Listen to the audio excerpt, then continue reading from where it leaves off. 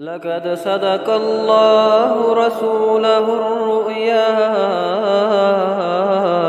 بالحق لتدخلن المسجد الحرام إن شاء الله آمنين إن شاء الله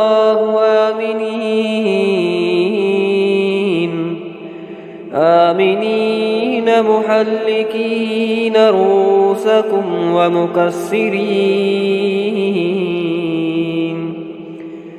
لا تخافون فعلم ما لم تعلموا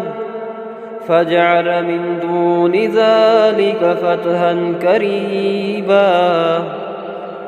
هو الذي أرسل رسوله بالهدى ودين الحق ليظهره على الدين كله وكفى بالله شهيدا.